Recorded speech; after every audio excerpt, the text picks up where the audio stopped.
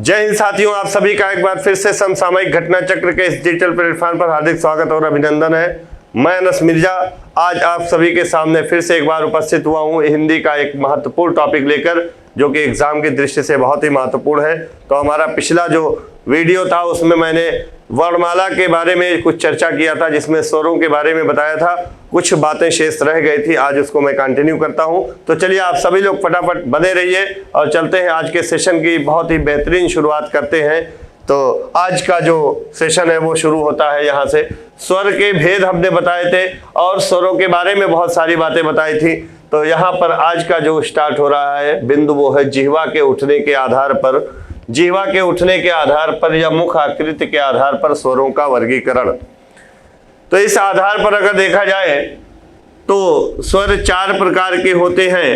एक होता है संवृत स्वर, ध्यान दीजिएगा, पूछा जाता है डायरेक्ट कितने प्रकार के होते हैं तो आप बता देना, चार प्रकार के होते हैं। एक होता है समृत स्वर, एक होता है विवृत स्वर, एक होता है अर्धविवृत स्वर और एक होता है अर्धसमृत स्वर। तो ध्यान से देखिएगा, समृत और विवृत, अर्धसमृत और अर्धविवृत, इन चारों में क्या अंतर होता है इसके बारे में चर्चा करेंगे। ये बहुत ही महत्वपूर्ण है, एग्जाम में प्रश्न पूछा जाता है, आप गलती कर देते हो। अर्धविवृत और एक होता है अर्धसमृत। तो इन चारों के बारे में चर्चा करेंगे, आप सभी लोग फटाफट बने रहिए। समृत का मतलब होता है क्लोज और विवृत का मतलब होता है ओपन। यानी जब किसी स्वर का उच्चारण किया जाए तो हमारा जो मुख विवर है या मुख द्वार है, मुख की जो आकृति है वो पूरा खुल जाएगी तो उस स्वर क्या हो जाएगा, विवृत हो जाएगा। अगर पूरा मुख लगभग बंद होने के समान रहेगा तो क्या हो जाएगा, समृत हो जाएगा। और आधा मुंह खुलेगा तो अर्धसमृत, अर्धविवृत होगा, और आधा बंद होगा तो अर्धसमृत होगा। तो यहाँ पर लिखा हुआ है इनकी संख्या कितनी है, समृत की 4 है। जब आप उच्चारण करेंगे ई उ ऊ, इन 4 स्वरों का, तो आप देखेंगे तो आपका मुख द्वार लगभग बंद रहता है, इसीलिए इसको क्या कहा गया है, समृत स्वर। तो इनकी संख्या कितनी हो गई, 4 हो गई यहाँ पर, जैसा कि दर्शाया भी गया है। बात की जाए अगर विवृत की, तो कौन सा ऐसा स्वर है जिसका उच्चारण करने पर मुख द्वार पूरा खुल जाता है, ओपन हो जाता है, क्योंकि इसका मतलब ही होता है ओपन। तो आप कहेंगे अ एक ऐसा स्वर है जिसका उच्चारण करने पर मुख द्वार पूरा खुल जाता है, बिना पूरा मुख खोले आ का उच्चारण नहीं हो सकता, इसीलिए इसको क्या कहा गया, विवृत कहा गया। चलिए आगे और भी आएगा। विवृत स्वर यहाँ पर देखिए परिभाषा भी लिखी गई है, यहाँ पर मैंने लिख दिया है मुख फैलता है। यानी जब उच्चारण करेंगे तो हमारी जो जीवा होगी वो मुख विवर के बीच में आएगी और जो पूरा हमारा मुख द्वार होगा वो पूरी तरह से फैल जाएगा, खुल जाएगा। और इसकी संख्या कितनी है, केवल 1 है, आ। अब अगर बात की जाए अर्धसमृत की, तो यहाँ पर मुख जो है वो आधा खुलता है। चूंकि यहाँ पर देखेंगे अर्ध का मतलब आधा होता है, यहाँ पर जब इसका उच्चारण करेंगे तो कितने वर्ण आएंगे, आपको ध्यान देना होगा।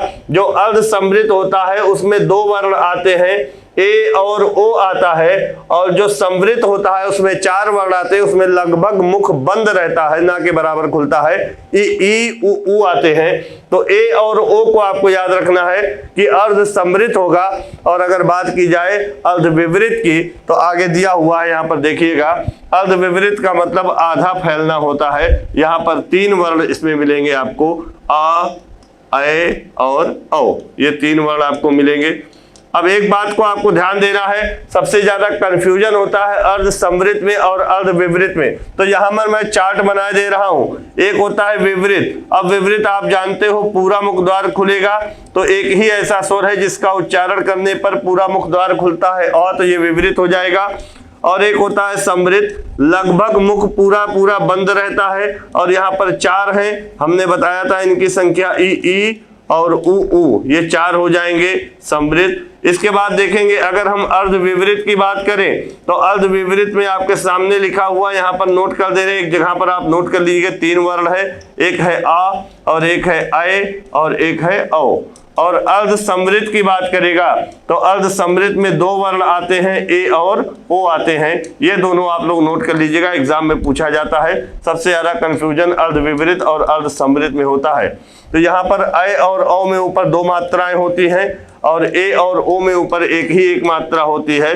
तो एक मात्रा जिसमें होती है वो अर्ध समृत होता है और जिसमें 2 मात्राएं होती हैं वो अर्ध विवृत होता है। इस तरह से भी आप याद कर सकते हो।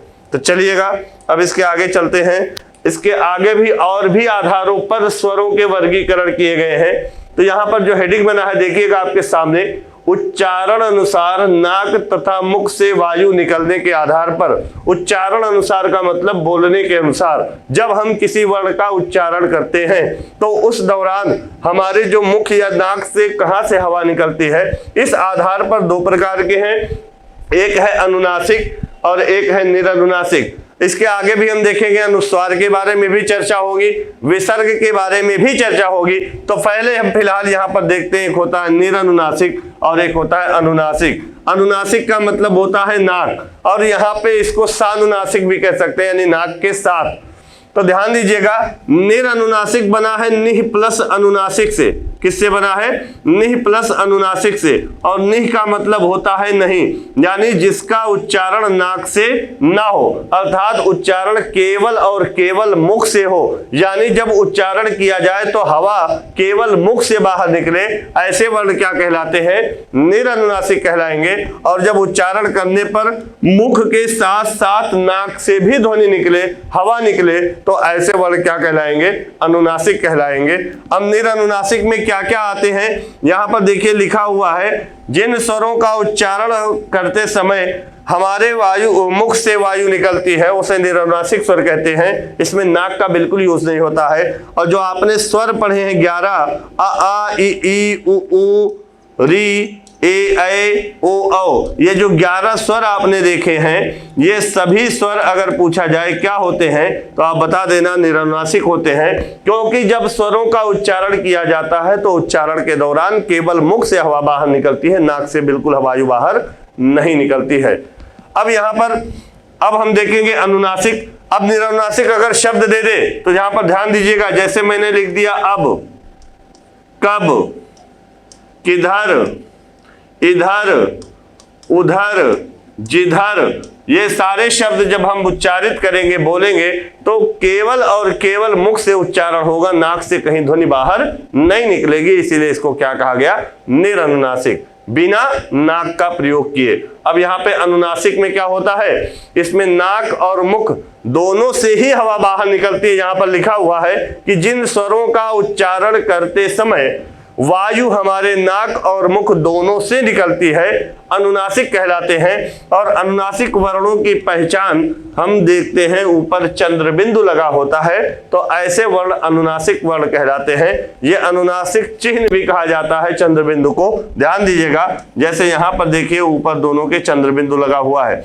अब जैसे कोई शब्द लिखा है चांद, तो जब हम इसका उच्चारण करेंगे तो उच्चारण नाक और मुख दोनों से ही उच्चारण करने में वायु बाहर निकलेगी। चांद, चांद नहीं है। अगर हम इसको चांद पढ़ेंगे तो नाक से ही ध्वनि बाहर निकल रही है, हवा बाहर निकल रही है, लेकिन चांद इसका सही उच्चारण होगा। जैसे आप लिखते हो दांत, गांव, छांव, आंचल, आंगन, सभी में आप देखोगे ऊपर चंद्र बिंदु लगा होगा। तो ये जो चंद्र बिंदु का सिंबल होता है वो अनुनासिक चिन्ह होता है। और ऐसे वर्णों का उच्चारण करने में हवा मुख और नाक दोनों से बाहर निकलती है, इसे अनुनासिक कहते हैं।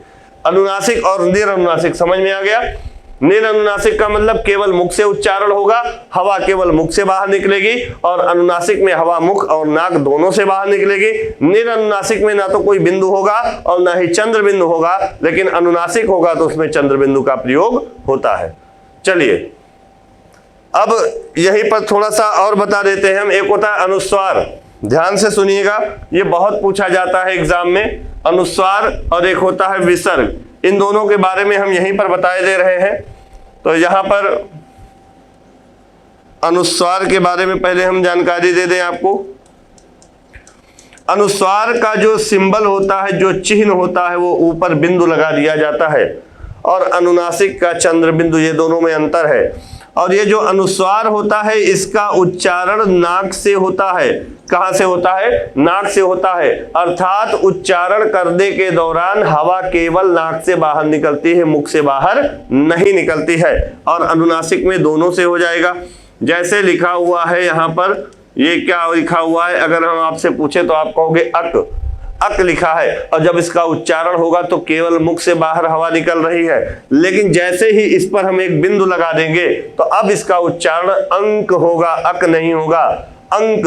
अगर नाक बंद कर लिया जाए तो इसका उच्चारण करना संभव नहीं है, क्योंकि ये जो बिंदु लगा है यही अनुस्वार है, और जब इसका उच्चारण होगा तो नाक से हवा निकलेगी, और जब नाक को बंद कर लिया जाएगा तो हवा निकलेगी नहीं और इसका उच्चारण करना संभव नहीं है। तो यहां पर जैसे लिखा हुआ है अंगद, चंचल, कंचन, ये सारे जो वर्ण होंगे ये कैसे वर्ण होंगे, इसमें अनुस्वार है, ये जो बिंदु लगा है यही अनुस्वार का सिंबल है। तो अनुस्वार और अनुनासिक ये दोनों में यही अंतर है। समझ में आ गई होगी बात। अब चलते हैं अगले पॉइंट की ओर। अगला पॉइंट आपके स्क्रीन के सामने है, पेशियों के तनाव के आधार पर स्वरों का वर्गीकरण। पेशियों में तनाव के आधार पर स्वरों के वर्गीकरण में देखा जाए तो दो तरह के होते हैं, एक होता है शिथिल स्वर और एक होता है कठोर स्वर। अब शिथिल का मतलब ही ढीला होता है, कठोर का मतलब हार्ड होता है। अब किसकी बात हो रही है, पेशियों में तनाव, यानी मुख में जो पेशियां हैं अगर उच्चारण किया जाए तो उन पेशियों में तनाव आ जाए, कठोर हो जाए तो कठोर स्वर। अगर पेशियां शिथिल हो, ढीली हो, उसमें तनाव उत्पन्न ना हो तो वो क्या हो जाएगा, शिथिल स्वर हो जाएगा। तो यहां पर परिभाषा आपके स्क्रीन के सामने लिखा, आप स्क्रीनशॉट ले सकते हो कि जिन वर्णों का उच्चारण करते समय हमारे मुख की पेशियों पर तनाव उत्पन्न नहीं होता है, यानी मुख की जो पेशियां होती है उसमें टाइटपन नहीं आता है, तनाव नहीं उत्पन्न होता है, ऐसे शिथिल स्वर कहलाते हैं। और हिंदी वर्णमाला में शिथिल स्वरों की संख्या कितनी है, 3 है। ये आपको ध्यान रखना है। वो कौन कौन से हैं, तो हरस्व आ और हरस्व ई और हरस्व उ, यानी आ ई उ, ये 3 शिथिल स्वर है। और जब मुख की मांसपेशियों में तनाव हो जाए तो ऐसे स्वर क्या कहलाएंगे, कठोर। और इनकी भी संख्या कितनी है, 3 है। एक है दीर्घ आ, आप बोलकर चेक कर सकते हो, दीर्घ ई और एक है दीर्घ उ, ये 3 कठोर हो जाएंगे। और जो हरस्व आ, हरस्व ई, हरस्व उ है, ये तीनों शिथिल हो जाएंगे। तो 3 स्वर हैं शिथिल में आते हैं और 3 है कठोर में आते हैं। किस आधार पर है, अगर प्रश्न पूछे तो पेशियों में तनाव के आधार पर। तो ये भी क्लियर हो गया। अब इसके बाद और आगे चलते हैं स्वरों के बारे में। तो यहां पर देखिएगा अगला जो बिंदु है वो लिखा हुआ है कि जिह्वा की स्थिति के आधार पर स्वरों का वर्गीकरण, यानी जब हम उच्चारण करें तो जिह्वा की पोजीशन, जिह्वा की सिचुएशन या स्थिति क्या होती है, उस आधार पर स्वर 3 प्रकार के होते हैं। तो यहां पर पहला आपके स्क्रीन के सामने है अग्र स्वर, दूसरा है मध्य स्वर और तीसरा है पश्च स्वर। अब आपको यह बताना है कि अग्र स्वर किसे कहते हैं। तो अग्र स्वर में कौन कौन से वर्ण आते हैं, ये बाद की बात है। मध्य स्वर में क्या आता है ये भी आपको जानना है, ये भी बताएंगे। और पश्च स्वर में क्या आता है ये भी आपको जानना है। लेकिन ये अग्र स्वर क्या है, आप अगर शब्द को ध्यान से पढ़ लो तो आपको रटने की आवश्यकता नहीं होगी। यहां पर लिखा है, ध्यान दीजिएगा, कि जिन स्वरों का उच्चारण करते समय जिह्वा मुख विवर के बीच में आगे की ओर, मुख विवर में कहां की ओर, चूंकि अग्र स्वर है तो जिह्वा आगे की ओर स्थित हो तो अग्र स्वर, अगर जिह्वा मध्य में स्थित हो बीच में तो मध्य स्वर, और जिह्वा पीछे की ओर स्थित रहती है तो क्या कहलाता है, पश्च स्वर कहलाता है। अब आप बोलकर चेक कर सकते हैं कि कौन कौन से ऐसे स्वर हैं जिनका उच्चारण जिह्वा की स्थिति आगे की ओर होती है। तो आप बोलेंगे ई ए। देखिए जिह्वा जो है वो आगे की ओर कार्य कर रही है। अब यहाँ पे मध्य स्वर में देखेंगे तो एक ही ऐसा स्वर है अ, जिसको मध्य स्वर कहते हैं, और इसी को कहते हैं केंद्रीय वर्ण। क्या कहते हैं, केंद्रीय वर्ण। मैंने बताया था पहले लेक्चर में, या इसी को केंद्रक वर्ण भी कहते हैं। केवल एकमात्र वर्ण आ है जो मध्य स्वर में आता है, आप लोग रट लीजिए। और 4 ऐसे हैं ई ए जो अग्र में आते हैं, इनके अलावा जो बचते हैं वो किस में आ जाते हैं, पश्च स्वर में आ जाते हैं। तो आ उ ओ औ ये पश्च में आ जाएंगे। आ, मैं यहां पर भी नोट कर दे रहा हूं कि आप लोग को याद हो जाए, उ ओ औ। और एक बात और जानिएगा, एक स्वर ऐसा है जो आगत स्वर है, जो अंग्रेजी की ध्वनि से हिंदी में आया है। जैसे हम अ के ऊपर लगा देते हैं चंद्र के आकार का एक सिंबल, अर्धचंद्राकार, तो ये अंग्रेजी के ओ का उच्चारण करता है। इसको भी हम किस में रखते हैं, पश्च स्वर में ही रखते हैं।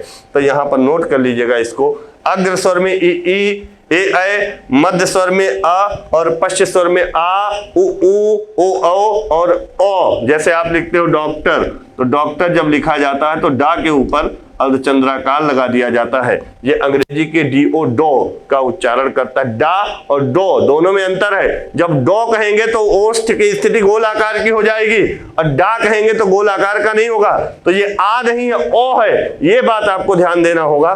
चलिए, इतनी बातें समझ में आ गई।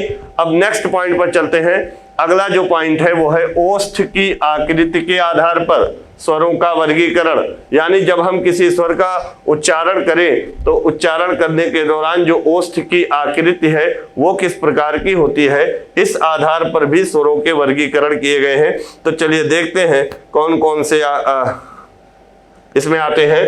तो या तो ओष्ठ क्या होगा, वृत्तमुखी हो जाएगा, या तो वृत्तमुखी नहीं होगा तो क्या हो जाएगा, अवृत्तमुखी होगा। वृत्तमुखी का मतलब, जैसे आप जानते हो जो वृत्त होता है वो किस आकार का होता है, वृत्त जो होता है वो ऐसे गोल आकार का होता है। तो जब ओठों की आकृति क्या हो जाए, गोल आकार की हो जाए वृत्त की तरह, तो ऐसे स्वर क्या कहलाएंगे, वृत्तमुखी कहलाएंगे। और इसी को वर्तुलाकार भी कहा जाता है। और जब वृत्त की तरह गोल आकृति ओष्ठ की ना हो तो ऐसे स्वर क्या कहलाएंगे, अवृत्तमुखी कहलाएंगे। और इसे अवर्तुलाकार भी कहते हैं, अवर्तुलाकार भी कहते हैं। अब यहां पर आप बोलकर चेक कर लीजिए, आ बोलेंगे तो ओष्ठ गोल आकार की आकृति नहीं होगी, आ इसमें भी नहीं होगा, ई इसमें भी नहीं होगा, ई इसमें भी नहीं होगा। लेकिन जैसे ही हम ऊ का उच्चारण करेंगे वैसे ही आप देखेंगे आपके जो ओष्ठ की आकृति है वो किस तरह हो जाएगी, इसी वृत्त की तरह गोल आकार की हो जाएगी। और जैसे ही आप ऊ का उच्चारण करेंगे तो भी आपके ओष्ठ की जो आकृति है वो किस तरह हो जाएगी, वृत्त की तरह। ऐसे ही जब हम ओ का उच्चारण करेंगे या औ का उच्चारण करेंगे तो हमारे जो ओष्ठ की आकृति है वो वृत्त की तरह गोल आकार की हो जाती है। इसीलिए इन चारों को क्या कहा गया, वृत्तमुखी स्वर कहा गया या वर्तुलाकार स्वर कहा गया। अब इसके अलावा जो भी स्वर बचते हैं 7 वो किस में आ जाएंगे, अवर्तुलाकार या अवृत्तमुखी में आ जाएंगे।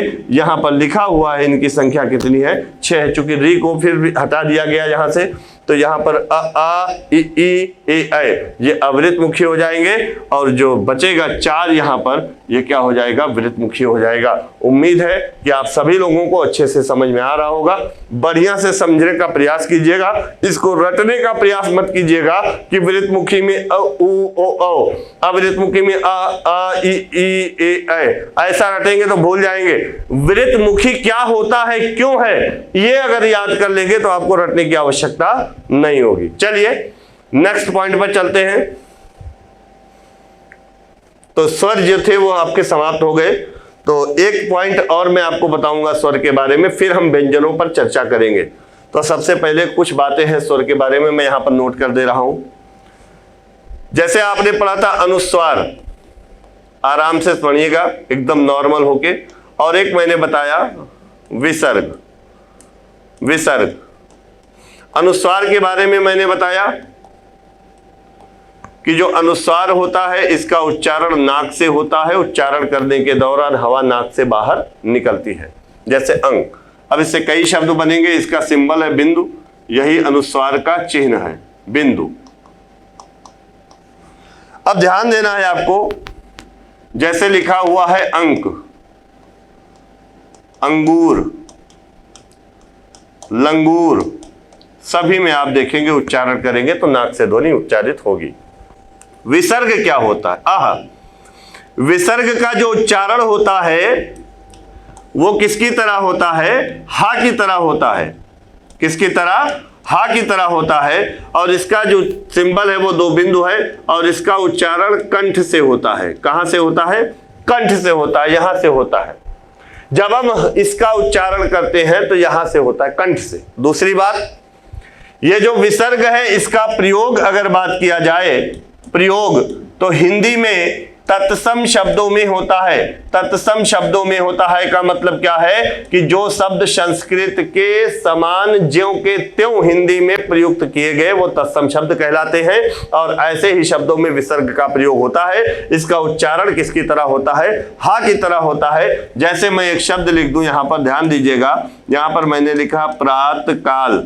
बहुत सारे लोग प्रातः काल पढ़ेंगे तो गलत पढ़ रहे हैं, प्रातः काल लिखा हुआ है, लेकिन जैसे ही यहां पर हम विसर्ग लगाएंगे तो इसका उच्चारण हा की तरह होगा। अब इसको क्या पढ़ा जाएगा? प्रातः काल। जैसे लिखा हुआ है अंतःकरण, अंतःकरण। अब यहां पे जब इसका उच्चारण करेंगे तो अंतः किसका उच्चारण हो रहा है? हा का। कहां से हो रहा है? कंठ से हो रहा है। तो विसर्ग का प्रयोग संस्कृत में किया जाता है या हिंदी में तत्सम शब्दों में होता है और इसका उच्चारण कंठ से होता है। उच्चारण की ध्वनि जो होती है वो हा की तरह निकलती है। अब ये जो अनुस्वार और विसर्ग है, नोट कर लीजिएगा, अनुस्वार और जो विसर्ग है इसको कहा जाता है अयोगवाह।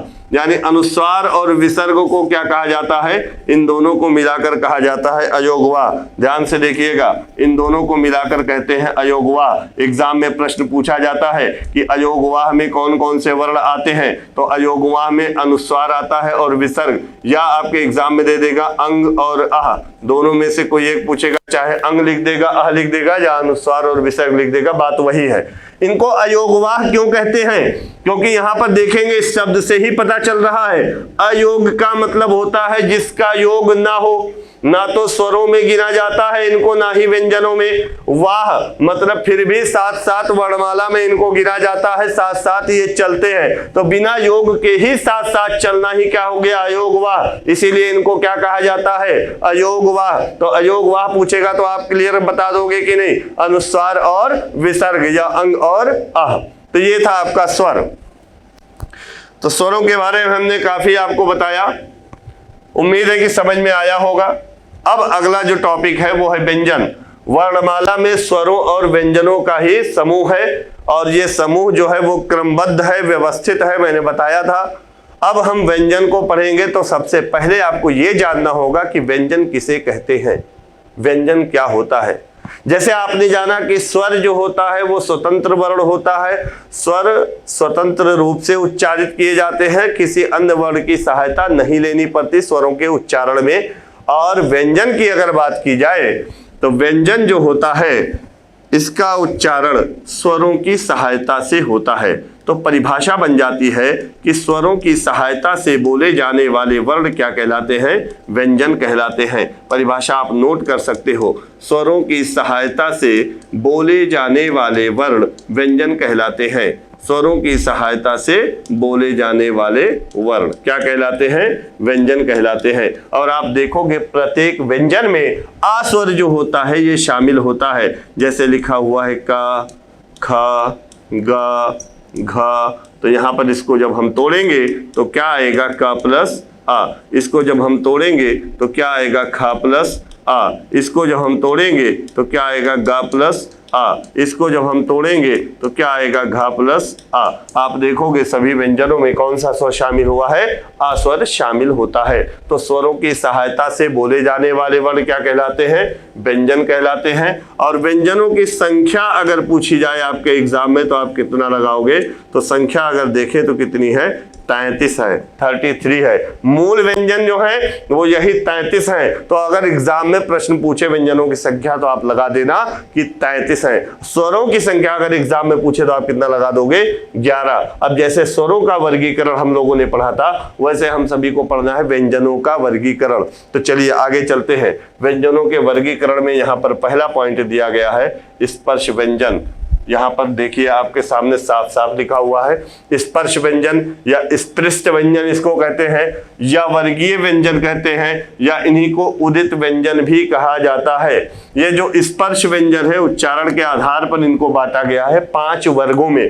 कितने वर्गों में बांटा गया है? इनको 5 वर्गों में बांटा गया है। और 5 वर्गों में बटे होने के कारण यह वर्गीय व्यंजन भी कहलाते हैं। 5 वर्गों में बांटा गया है इसलिए इनको वर्गीय व्यंजन भी कहा जाता है। वो 5 वर्ग है, यहाँ पर देखिएगा, ये हो गया का वर्ग, ये हो गया चा वर्ग, ये हो गया टा वर्ग, ये हो गया ता वर्ग और ये हो गया पा वर्ग। तो एक वर्ग ये हो गया, एक वर्ग ये हो गया, एक वर्ग ये हो गया, एक ये 5 वर्ग हो गए। अब यहां पर ध्यान से देखिएगा, एक वर्ग में 1 2 3 4 5 5 वर्ण है, तो 5 वर्ग हैं, एक वर्ग में 5 वर्ण हैं, तो टोटल वर्णों की संख्या कितनी हो गई? टोटल जो हो गए कितने? 25। कहां से कहां तक? का से लेकर मा तक। कहां से कहां तक? का से मा तक जो है वो स्पर्श व्यंजन है, और 5 वर्गों में है, और एक वर्ग में कितने वर्ण हैं? 5 वर्ण हैं, तो टोटल 5 वर्ग में कितने वर्ण हो गए? 25 वर्ण हो गए का से मा तक। अब यहां पर अगर बात की जाए इसकी, तो ये कौन सा वर्ग है? का वर्ग। अब का वर्ग में 5 वर्ण कौन कौन से हैं? का खा गा घा अंगा। ध्यान दीजिएगा, मैं इधर बना दे रहा हूं क्योंकि इधर जगह नहीं है। और फिर अगर बात की जाए यहां पर एस वर्ग की, तो ये कौन सा वर्ग है? चा वर्ग है। ये कौन सा वर्ग है? चा वर्ग। अब चा वर्ग में 5 वर्ण क्या हो जाएंगे? चा छा जा झा या। ऐसे ही देखेंगे इसको, तो ये तीसरा वर्ग जो है वो कौन सा वर्ग है?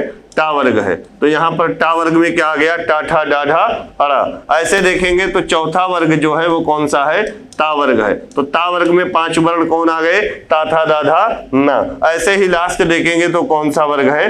पा वर्ग है। तो पा वर्ग में कौन कौन से वर्ण आ गए? पा फा बा भा मा। तो 5 वर्ग में 25 वर्ण। अब यहां पर इनको स्पर्श व्यंजन क्यों कहा जाता है? अगर सवाल पूछ लिया जाए तो स्पर्श का मतलब टच करना ही होता है। यानी जब हम का से लेकर मा तक के बीच में किसी भी वर्ग का उच्चारण करेंगे, किसी भी वर्ण का उच्चारण करेंगे, तो उच्चारण करने के दौरान मुख के जो अवयव हैं वो परस्पर एक दूसरे को स्पर्श करके ही उच्चारण करेंगे। बिना स्पर्श किए इनका उच्चारण संभव नहीं है, इसीलिए इनको कहा जाता है स्पर्श व्यंजन। अब ध्यान से देखिए, आप लोग खुद स्वयं बोलकर चेक करिए। पा फा बा भा मा। तो जब पा वर्ग का उच्चारण करेंगे, यानी पा वर्ग में 5 वर्ण का, तो परस्पर दोनों ओष्ठ आपस में स्पर्श करके ही उच्चारण करेंगे, इसीलिए इनको क्या कहा गया? स्पर्श व्यंजन। तो पा फा बा भा मा किसका स्पर्श हो रहा है? ओष्ठ का स्पर्श हो रहा है। तो इस ध्वनि का नाम क्या हो जाएगा? ओष्ठ ध्वनि हो जाएगा कि नहीं हो जाएगा? अब यहां पर देखेंगे ता था दा धा ना।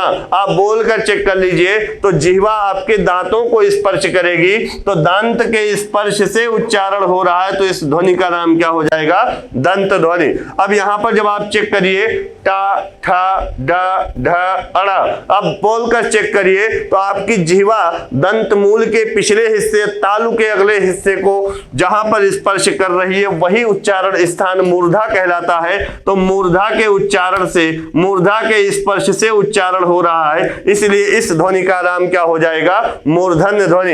अब यहां पर आप देखेंगे चा छा जा झा या, इसका जब उच्चारण होगा तो तालु के स्पर्श से उच्चारण होगा। आप बोलकर चेक कर लीजिए, तो इस ध्वनि का नाम क्या हो जाएगा? तालव्य ध्वनि। अब आप बोलिए का खा गा, यहां पर कंठ में स्पर्श हो रहा है, तो जब कंठ के स्पर्श से उच्चारण हो रहा है तो ध्वनि का नाम क्या हो जाएगा? कंठ ध्वनि। यानी का वर्ग कंठ ध्वनि हो गया, चा वर्ग तालव्य ध्वनि हो गई, टा वर्ग मूर्धन्य ध्वनि हो गई, ता वर्ग दंत ध्वनि हो गई, और पा वर्ग जो है वो ओष्ठ ध्वनि हो गई। यानी 5 वर्ग के जो उच्चारण स्थान है वो भी आपके सामने लिखे गए हैं। अब यहां पर 25 वर्णों का उच्चारण स्थान आपको याद हो गया। साथ ही साथ एक बात और भी जानिए, ये जो चा वर्ग है, चा वर्ग में 4 वर्णों को आपको देखना है। कितने वर्णों को? 4। चा छा जा झा, ये जो मैंने 4 वर्ण घेर दिए हैं, इनको कहा जाता है स्पर्श संघर्षी। क्या कहा जाता है?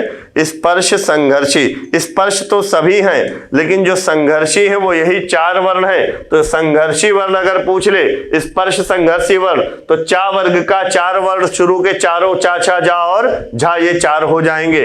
प्रत्येक वर्ग का जो पंचम वर्ण है, पंचम अक्षर है, अंगा इया अणा ना मा, ये नासिक ध्वनियां हैं। इनका उच्चारण नाक से होता है, और ये जब किसी शब्द में प्रयोग होते हैं तो अनुस्वार के रूप में लिखे जाते हैं, यानी बिंदु के रूप में लिखे जाते हैं। ये सारी बातें आप लोग नोट कर लीजिए। जैसे हमने लिख दिया चंचल, चंचल। अब यहां पे आपने देखा चा के ऊपर जो अनुस्वार लगा है, ये अनुस्वार यही पंचम अक्षर ही लगा है। अब आपको चेक करना है कि अनुस्वार कौन सा वर्ण है, तो अनुस्वार के बाद क्या आया है, चा आया है। तो जो चा आया है इसी का पांचवा वर्ण क्या है, इया है। यानी ये जो अनुस्वार लगा है ये किस रूप में लिखा गया है, इया के रूप में लिखा गया है। जैसे हम लिख दे कंबल, क्या लिख दे, कंबल। अब यहां पर आप देखोगे कंबल में भी अनुस्वार लगा है, यानी ये जो अनुस्वार है ये इसी में से कोई वर्ण है, पांचवें वर्ण में से। अब अगर बात करें कौन सा वर्ण है, क्योंकि यहाँ अनुस्वार के बाद बा आया है और बा का पांचवा वर्ण क्या होगा, मां। तो यहाँ पर जो अनुस्वार है ये किस तरह से प्रयोग किया गया है, मां के रूप में प्रयोग किया गया है। आप चाहो तो कंबल को इस तरह से भी लिख सकते हो और इसी आधा मां को आप अनुस्वार के रूप में प्रयुक्त कर सकते हो। ये जो पंचम अक्षर होता है ये किसी शब्द में अनुस्वार के रूप में प्रयुक्त होता है। अब चंचल को अगर लिखना हो तो आप इस तरह से लिख सकते हो, चा के बाद आधा इया लगा सकते हो। ये जो अनुस्वार है ये किसका उच्चारण करता है, इया का। जैसे हम लिख दे संताप, तो संताप इस तरह से लिखते हो अनुस्वार के रूप में। यानी अनुस्वार अगर पूछा जाए कौन सा वर्ण है यहाँ पर, तो ता का पांचवा वर्ण क्या होगा, ना होगा। तो यहाँ पर ना के रूप में है। अगर चाहो तो आप संताप इस तरह से भी लिख सकते हो कि नहीं लिख सकते हो। तो यहाँ पर ध्यान दीजिएगा, प्रत्येक वर्ग का जो पांचवा वर्ण है ये नासिक ध्वनि है, इसका प्रयोग हम शब्द में अनुस्वार के रूप में करते हैं, बिंदु के रूप में करते हैं। और इसका उच्चारण कहां से होता है, नाक से होता है, पढ़ चुके हो आप। तो ये हो गया आपका स्पर्श व्यंजन, इसे वर्गीय व्यंजन भी कहा जाता है। इनकी संख्या 25 है, का से लेकर मां तक। प्रत्येक वर्ग में 5-5 वर्ण है और 5 वर्ग हैं और सभी वर्गों का मैंने उच्चारण स्थान आपको बता दिया। चलिए अगले बिंदु पर चलते हैं। अगला है अंतस्थ व्यंजन। यह बहुत इंपॉर्टेंट है, ये सारे एग्जाम में पूछे जाते हैं। अंतस्थ व्यंजन में 4 वर्ण आते हैं, या, र, ल और व। कौन कौन से वर्ण, या, र, ल, व। अब या की अगर बात करें तो या का उच्चारण स्थान तालु है, कैसी ध्वनि हो जाएगी, तालव्य। रा की बात करें तो रा का उच्चारण स्थान मूर्धा है, ये कैसी ध्वनि हो जाएगी, मूर्धन्य। ला की बात करें तो उच्चारण स्थान दंत है, तो कैसी ध्वनि हो जाएगी, दंत। वा की अगर बात करें तो उच्चारण स्थान दांत और ओष्ठ को मिलाकर होता है, इसलिए यह दंतोष्ठ ध्वनि है।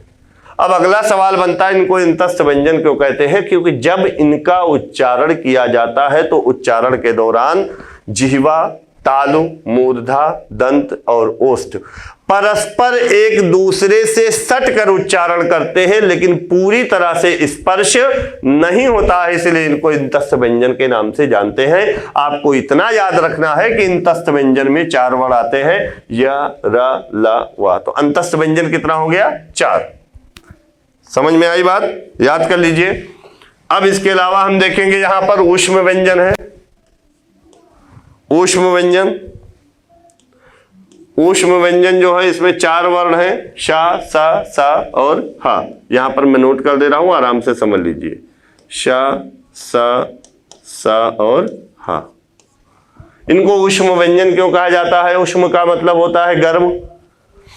तो जब इनका उच्चारण किया जाता है तो उच्चारण के दौरान मुख में रगड़ या घर्षण उत्पन्न होता है, घर्षण, रगड़। तो जहां पर रगड़ उत्पन्न होगा वहां पर गर्मी पैदा होगी और जो हवा होगी वो गर्म हो जाएगी, होगी कि नहीं। जैसे ठंडक में आप पढ़ते हो तो हाथ पैर शून्य होता है, तो आप उंगलियों को परस्पर एक दूसरे से रगड़ते हो तो रगड़ने पर ऊष्मा मिलती है, जिससे हमारा जो ब्लड सर्कुलेशन होता है बन जाता है और हाथ थोड़ा गर्म हो जाता है, जिससे हमको लिखने में आसानी होती है।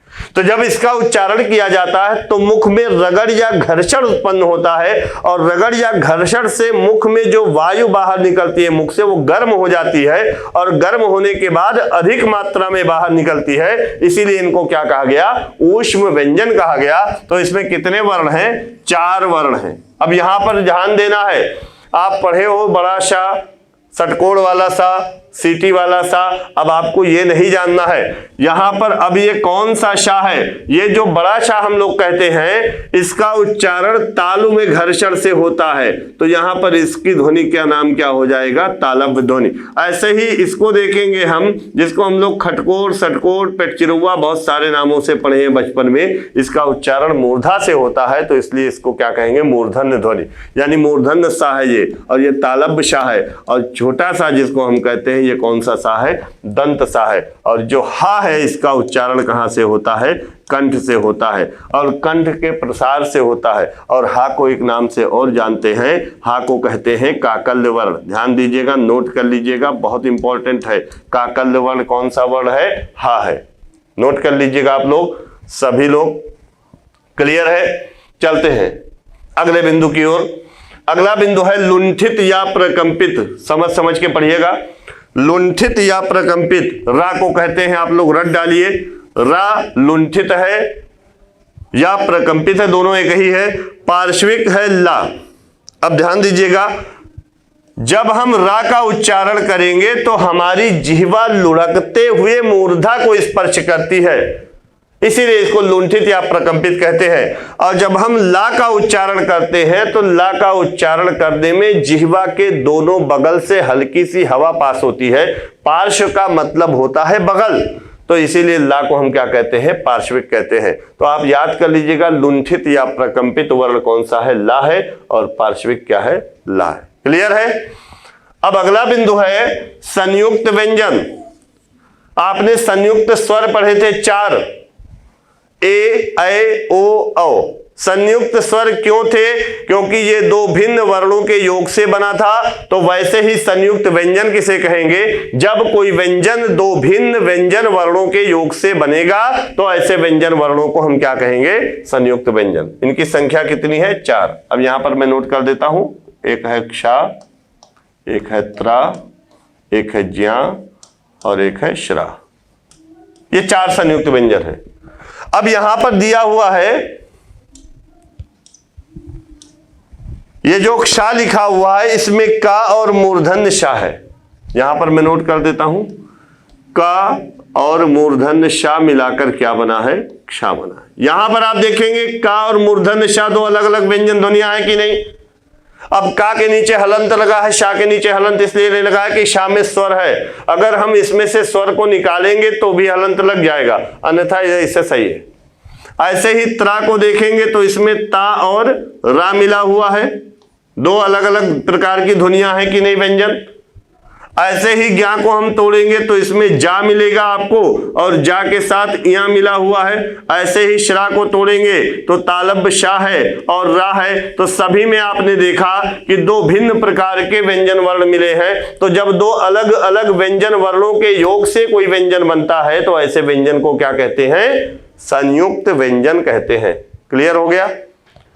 तो आपको पार्श्विक के बारे में पता हो गया, संयुक्त व्यंजन के बारे में पता हो गया, लुंठित या प्रकंपित के बारे में पता हो गया, और साथ ही साथ अंतस व्यंजन के बारे में भी पता हो गया। क्लियर?